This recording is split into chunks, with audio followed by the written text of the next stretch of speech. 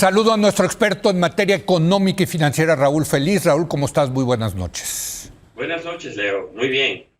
Te veo muy contento, Raúl. Como si no estuviera pasando nada, caray. A ver, Raúl, ¿qué le dices hoy en la noche a nuestra audiencia de qué se debe de preocupar como mexicano por esta guerra en Ucrania? Leo, tal vez las risas son de nervios, ¿no? Sí. Fíjate, es un tipo de evento que para nosotros los analistas es un gran reto, porque quizás en una semana se alcanza un cese al fuego y no se vuelve al principio, pero comienza cierta normalización. O quizás esto se empantana y simplemente sabemos cómo comenzó, no sabemos cómo termina, se puede escalar, se puede empantanar. Hay tantos escenarios, tanta incertidumbre, que hay muy poca visibilidad de lo que puede pasar. Pero vamos a pensar en los escenarios que podemos dilucidar. El mejor de todos, Leo, es que en términos humanos y en términos de los impactos sobre la economía, es que se alcance algún tipo de acuerdo pronto. Rápido, sí. Que ponga fin a esta matanza y que limite el daño que puede provocar a la economía esta crisis después, Leo, de que venimos saliendo de 2 años de la pandemia. Y donde muchos países, sobre todo países emergentes, algunos de ingresos medios o bajos, han agotado sus reservas, que se las usaron para estabilizar la economía, las finanzas, las familias y las empresas en la pandemia, y ahora tienen que enfrentar eso.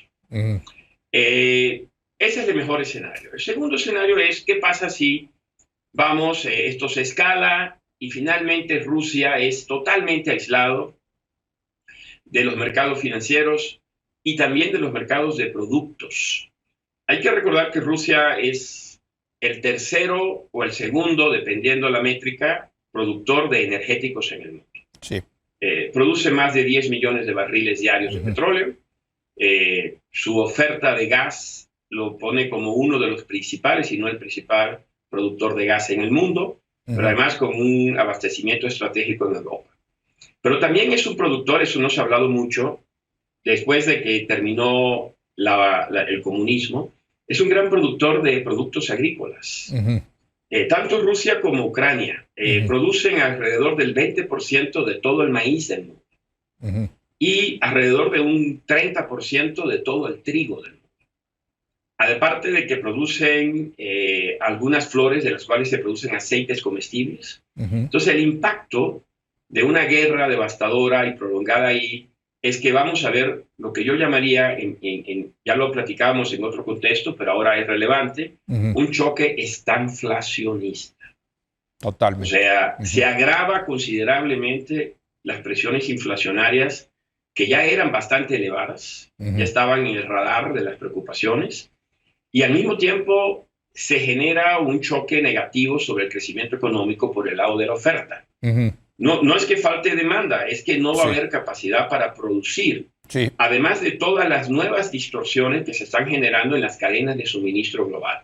Entonces, esto nos va a afectar con mayor inflación, mayor persistencia de inflación alta y un menor crecimiento económico global.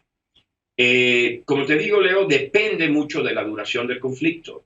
Si el conflicto dura poco y rápidamente se llega a algún tipo de acuerdo, pues el impacto sobre el crecimiento económico que han medido algunas personas sería menor, serían 0.2, 0.3% del crecimiento global.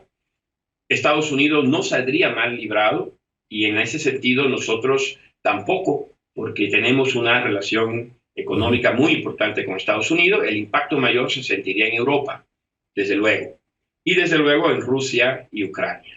Pero si esto se prolonga mucho tiempo, pues me temo que vamos a tener menos crecimiento, más inflación, por lo tanto, menos bienestar para las familias.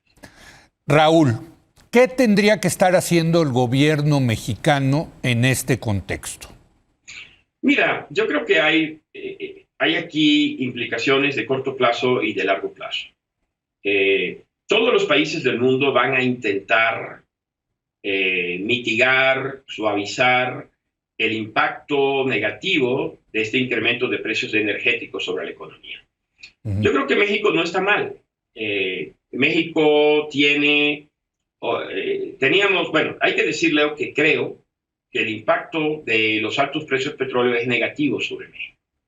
Porque el año pasado exportamos alrededor de 24,000 millones de dólares de petróleo, pero importamos cerca de 55,000 millones de derivados del petróleo.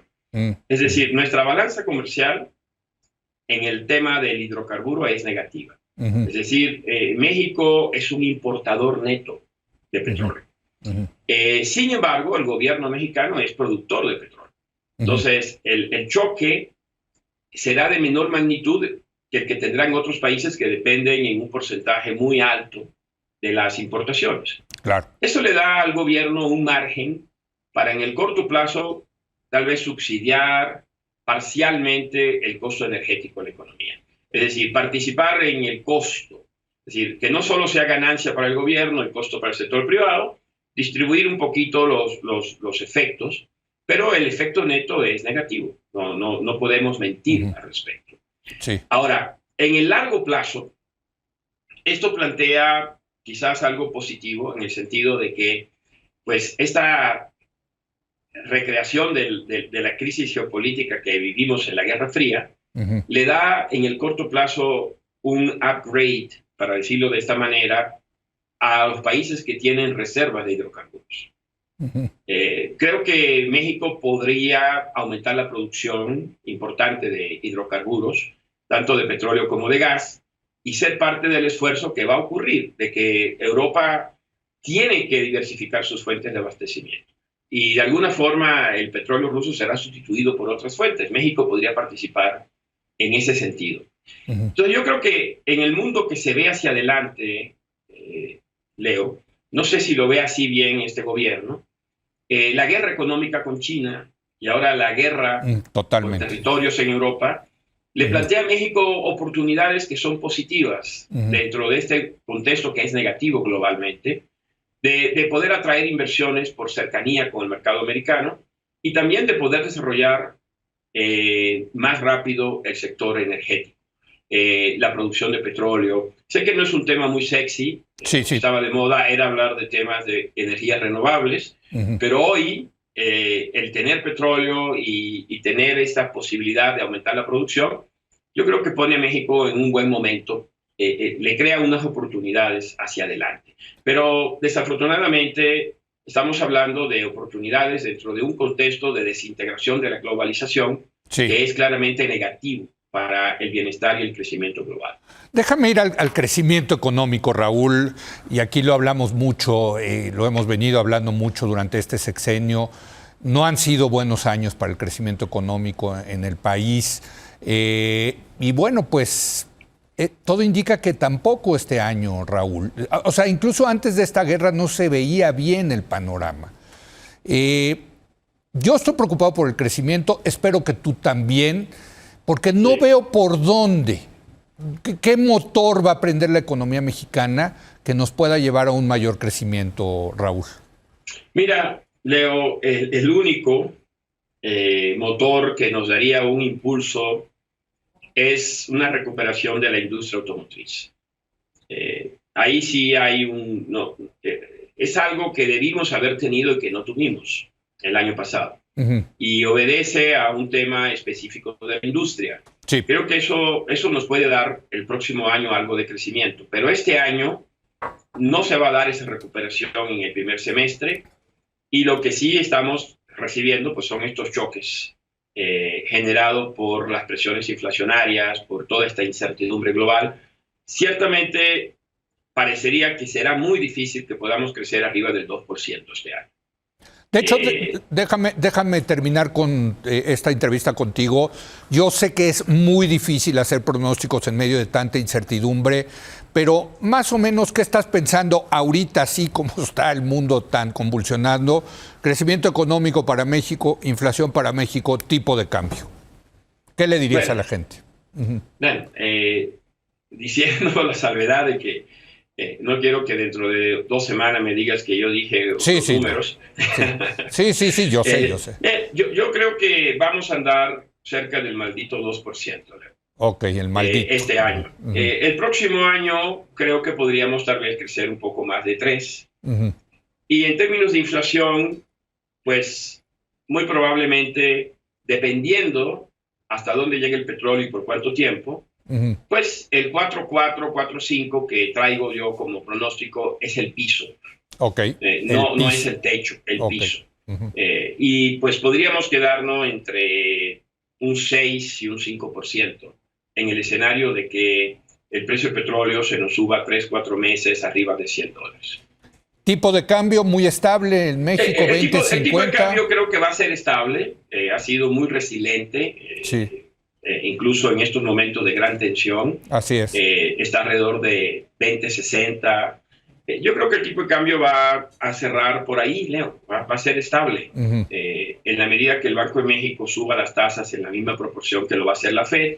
Para los bancos centrales esto plantea un gran dilema. Creo que vamos a necesitar un programa para discutir cómo debe actuar la Fed y el Banco de México ante un balance de riesgo que se le ha deteriorado. Es decir, tienen que controlar la inflación al mismo tiempo que se está dañando el crecimiento económico por un shock de oferta, no de demanda. Es decir, el Banco Central no tiene herramientas. No es la crisis de 2008-2009, no es la crisis del COVID. El Banco Central no puede sacar petróleo, no puede producir trigo. Así que el escenario para los banqueros centrales se ha complicado considerablemente como consecuencia de esta crisis. Raúl Feliz, muchas gracias. Desde luego te estaremos molestando a lo largo de estos días para seguir evaluando esto, porque el impacto real ya se está sintiendo, desde luego, en los bolsillos de la gente en todos lados del mundo, incluyendo en México. Gracias, Raúl. Buenas noches. Bueno, vamos a una breve pausa. Regresamos con Gonzalo Monroy. Con él voy a platicar del impacto que tendrá esta guerra en materia energética a nivel mundial. Regresamos.